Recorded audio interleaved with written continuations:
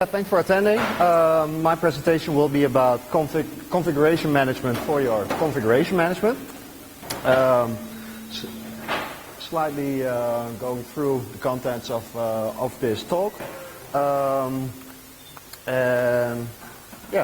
FOSDEM 2019. This is the first time for me attending FOSDEM and also the first time for me hosting a talk. So slightly nervous, but that should be fine.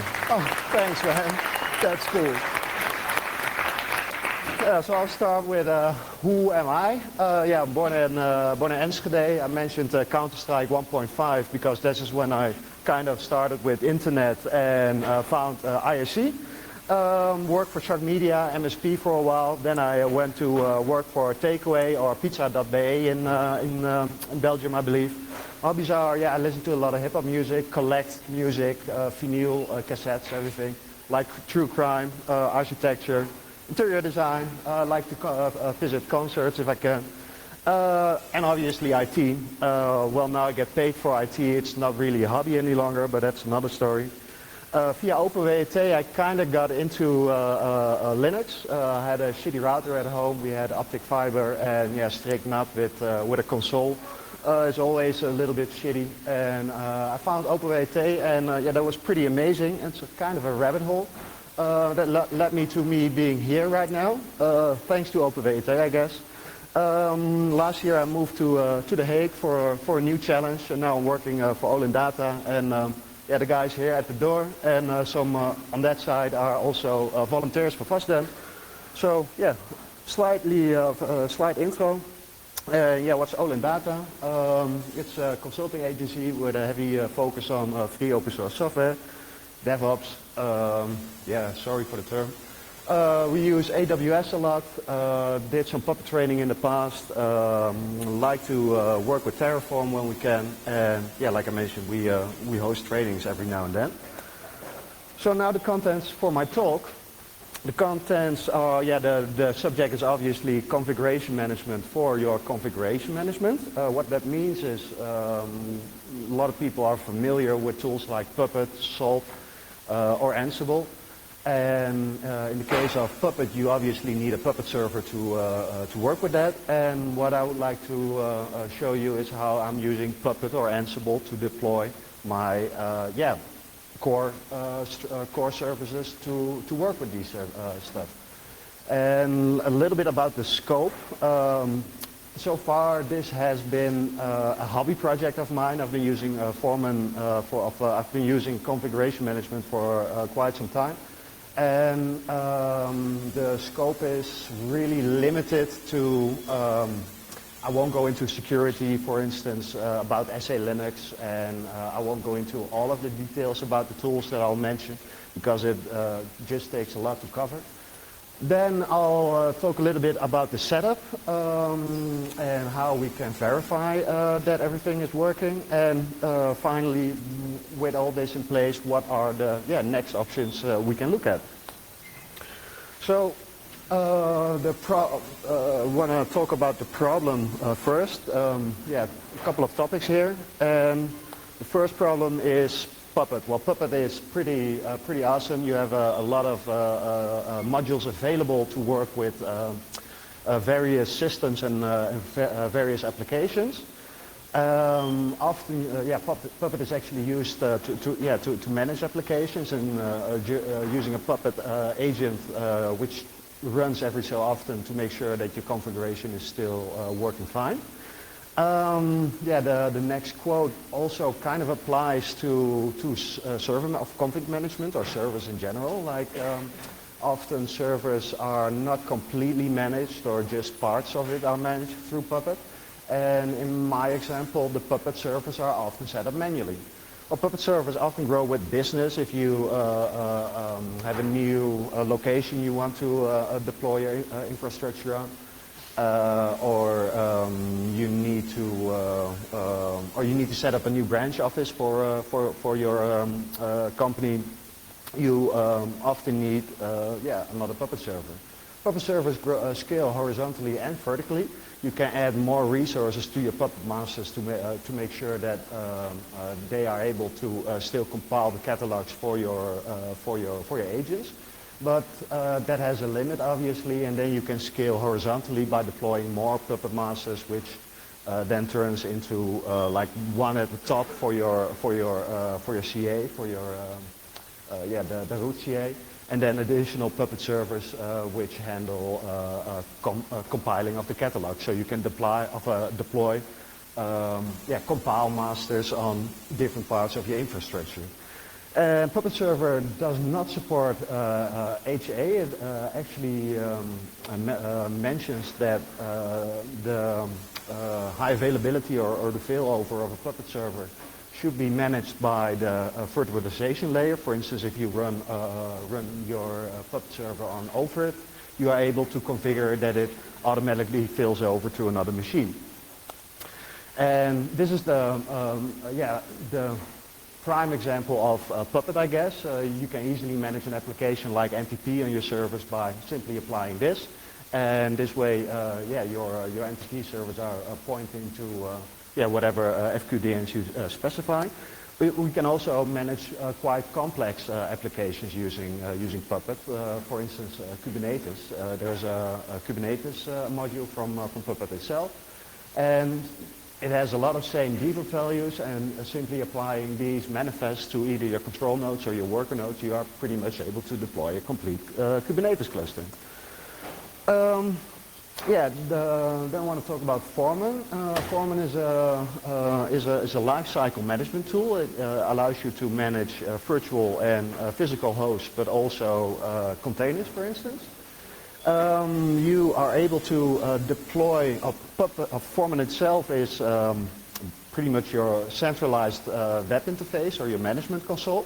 And it is able to connect to smart proxies, which you can deploy either on your own site or on another environment.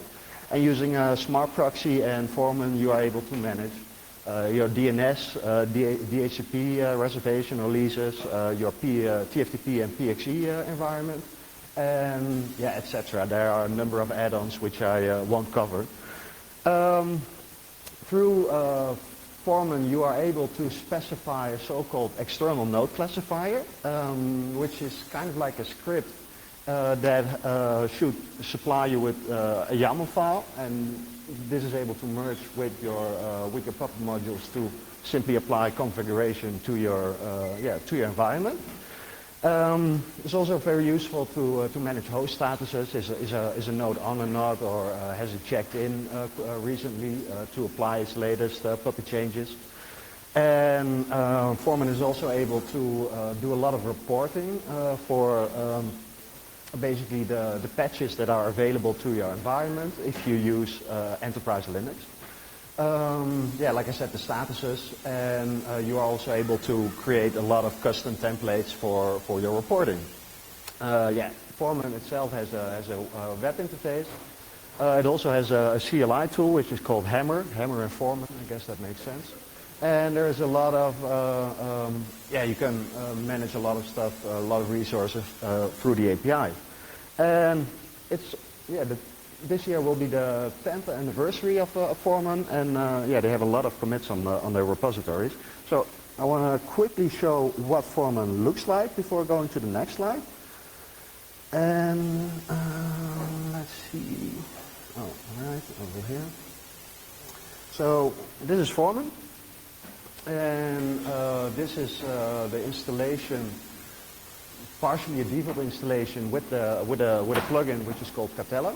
And this is just the Foreman, the dashboard, and it is able to show you a lot of statuses of your hosts, so-called host collections. I will get into that later. Warnings about tasks, task statuses, if Puppet is applied or not, if new host has been deployed, etc. And you are able to simply create new hosts through, kind of like a wizard for deploying a new machine. And if you create a host group, you are able to set a lot of default values for hosts that you want to spawn up. And you can manage the virtual machine, the resources you will allocate to it, the disks or add additional disks. and other useful, let's see if I can find it. You then connect it to a so-called compute resources. In my example, I'm using libvirt. And by pressing the create button at the end of the create host wizard, you will be able to launch a virtual machine on your compute resource. There are a number of compute resource add-ons of native support is available. For instance, for VMware, OVIRT, you can also connect it to AWS and GCP. But for my slide, I will, for my presentation, I will keep using libvirt. And by the way, Foreman has a stand in the K hall. So if you want to learn some more about Foreman or talk to the developers, they are in the K building. And next up is Catello. Oh, sorry, space. Yeah, so Catello is classified as an add-on for the Foreman. Catello handles so-called content management, and what content management means is that it is able to manage your kind of acts like a proxy for your upstream repositories. For example, you are able to add an upstream repository from Elasticsearch into Catello, and if you are able, if you sync that repository, Catello will host those. If you configure it, Catello will host those packages locally for you. So it's kind of like a proxy. It handles so-called subscriptions. If you're familiar with Red Hat, I will be mostly using CentOS instead of Red Hat. You are able to import your hey, thanks, man. You are able to import your subscriptions from Red Hat directly into Catello, and Red Hat also offers products, and you're also able to configure products or custom products in Catello. And a product is kind of like an umbrella for multiple repositories. And some repositories are signed with GPG keys. You can also add them to Catello and assign them to your repository. So you can also just install signed packages. It handles the sync management for you. So when you configure a basic repository or multiple ones, you can create a so-called sync plan, which is able to say that, let's say every once a week you want to sync all your repositories or do it daily. And it has the concept of so-called lifecycle environments, which means that you have, let's say you have at the base you have your library. Your library contains all your repositories. And based on that library, you create a new lifecycle environment, for instance, test. And then you are able to promote the packages that are in your library to the test environment. You can also configure another environment, for instance, production, and then promote packages or snapshots from your test environment to your production environment. And that way you are able to kind of pin the versions and packages you are offering to your hosts that will use Catello. And then that is done by so-called content views. If you have multiple, or if you have one repository configured in a product and you create a content view based on that, it contains those specific packages that were synced at that moment. And if you create, if you have like a new sync later, which adds newer versions of your packages, those will not directly be part of your of the content view that you've published. You will be able, you have to create a new content view. So the packages that you offer to your hosts are pinned to a specific version of your content view. And which is also on the next part. And then it has activation keys. The activation key is tied to a subscription or a lifecycle environment. And by the activation key, you are able to pretty much set up your yum, or I think you can also use it with SysIM, but I haven't tried that.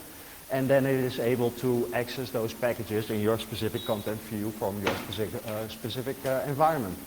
Next up is OpenSCAP. OpenSCAP is a tool for assessment and, OpenSCAP is a tool for compliance and assessment, sorry. So with OpenSCAP you are able to, it's an open source tool as well, and they supply audit files which you can use OpenSCAP for to, really, is it that fast?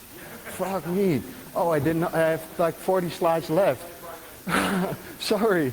Oh, so I'll go fast then. Okay. So as you can see, there are a lot of parts for Catello that make your life, that can make your life a little bit miserable. And obviously there is a solution. The solution is trying to apply your configuration management to systems like Foreman, Puppet Service, and Catello. And at the very base, you can do something as simple as this. You can create a bash script which installs the Foreman Puppet module, and then cut to a file, class Puppet server true, apply that file, and you get a Puppet server. So by using this, you are able to spawn up or bootstrap your Puppet servers pretty easily. And you can also use the Foreman installer, which is part of the default installation of Foreman. It's just a regular executable on your file system. And you can specify different scenarios to either manage Foreman or Catello. There's also Foreman Forklift, which uses Ansible. And finally, there is Foreman Ansible modules, which you can use together with Ansible to manage those different parts of Catello, which I mentioned previously. So there are a number of tools. You always have your chicken egg problem. If you want to spawn up a new system, you have to specify either your configuration through a bootstrap file, or you want to use the Foreman installer. And you can install all of those packages directly in like a custom image, or just use whatever image is available and bootstrap that using a bash script basically. And the point about this is delegation. In my example, I'll be using Cloud Init for the base installation. Then I'll hand it off to Foreman, to the Foreman installer, later to Puppet, and then Ansible, Foreman Ansible modules for the setup of Catello.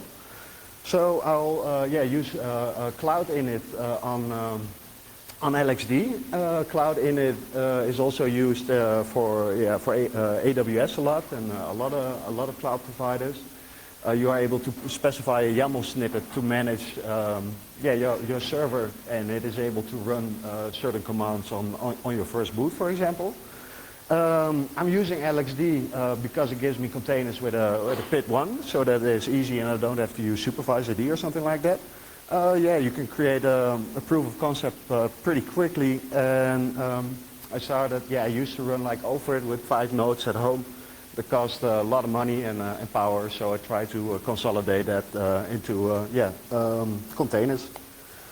So these are some simple examples of what Cloud Init allows you to do. The top one allows you to set up simply your host name, your FQDN, and then manage the contents of your etc host file. The other one is a network configuration, and allows you to set up a bridge interface pretty easily. And then, Foreman, like I said, Foreman is Foreman and Catello basically are provisioning tools and handle lifecycle management of your hosts. And Catello itself uses Pulp for the content management and Candlepin for subscriptions. And they also have stands next to the Catello one in Building K. And this is kind of like a diagram of what Foreman does. So there is your base web interface at the middle. It connects to different compute resources, and those smart proxies on top allow you to set up DHCP or DNS. And then there is Ansible. Ansible is config management which uses SSH, so it's agentless. There are many applications that are also supported by Ansible using plugins, and one of them is Foreman Ansible modules. And the Foreman Ansible modules manage all those different parts of Catello. And in my example, I'm trying to use everything through Git and merge requests, so that makes it easily accessible for team effort. There's a strict workflow by making sure that you have different approvers for your config. And finally, Foreman is the web interface or the API. There's Hammer, which is a CLI tool. Then there's libvirt, which I'll be using for my virtual machines. In my demo, it's quite insecure. But if you would use something like OVIrt, Proxmox, you are able to set it up with SSL auth and etc. Sorry, I'll try to keep it in 5 minutes. Otherwise, the rest of my slide are obviously published. So there's OpenSCAP for your compliance and assessment. And finally, I'm using Distro Builder to build a custom image for CentOS to be able to add the no-cloud provider to it. So now there is a setup. First, I'll make sure that my LXD is set up correctly. Then I'll provide a small snippet for my machines to boot up that allow them for fully root privileges. Like I said, this is insecure for the demo. Next up, I prepare my network interface. LXD creates a network interface creates your network for you, and by specifying these boot options, you are able to create a PXE and TFTP environment pretty easily in LXD. And then there is a snippet I'm using for setting up my Catello and Foreman. On the top there's some configuration to set up my user root password of sudo access and my SSH key. And then there is the Foreman installer, which I've cut off and is running for both. And later there's run CMD, which installs all the required sources that I need to run the Foreman installer correctly. So the workflow is this. First up, I boot my LXD container and specify it with the snippet I previously shown. Then I attach a network interface with a specified IP address. If you have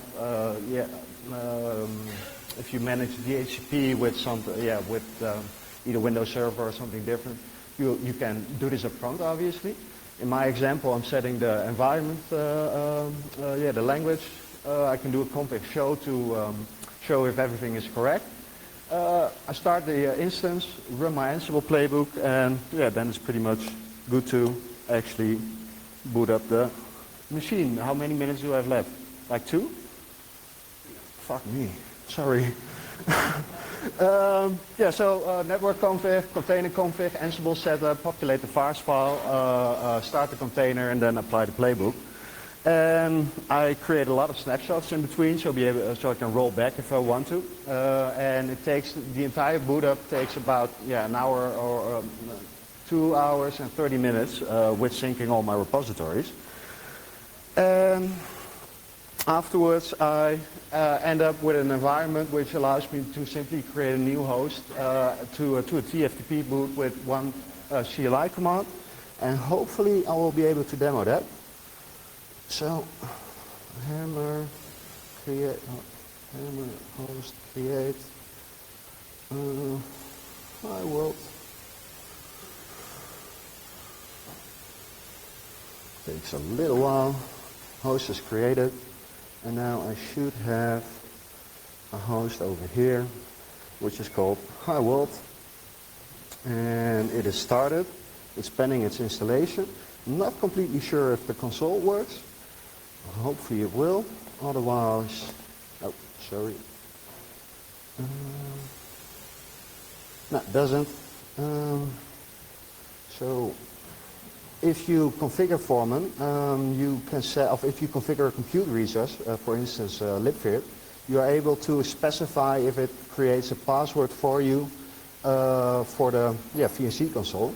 The password is also can be retrieved at the bottom of the contents, and it's over here, data password. And then we use virt viewer to just connect to it. Oh, LXC exec c2. Yes. Oh. Yes. List. Okay. 2.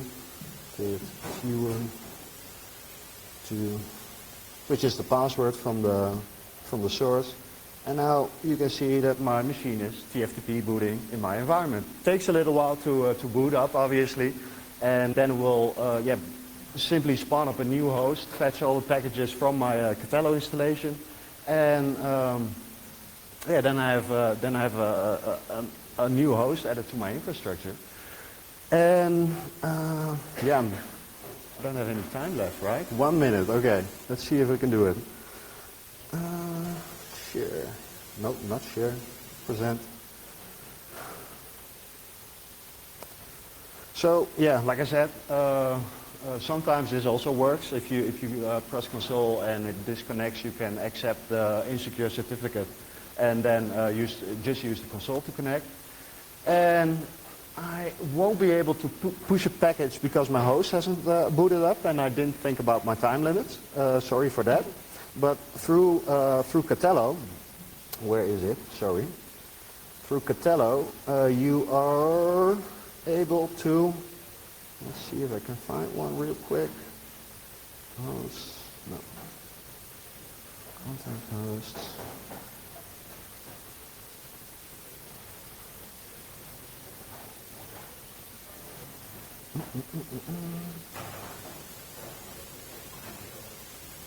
I will be able to install like the htop package directly to my docs host or directly to a complete group of multiple hosts by simply performing this action. I'm not sure if the host is running or not. I don't think so. But by doing this, you are able to push packages to your host instead of pinning them directly through Puppet or in your manifests or in Ansible, whatever you use. And in my example, I'm pushing to one host, but the goal is pushing it to a complete collection. So that's it. I'm here to push you off the stage. Sorry. Thanks, guys.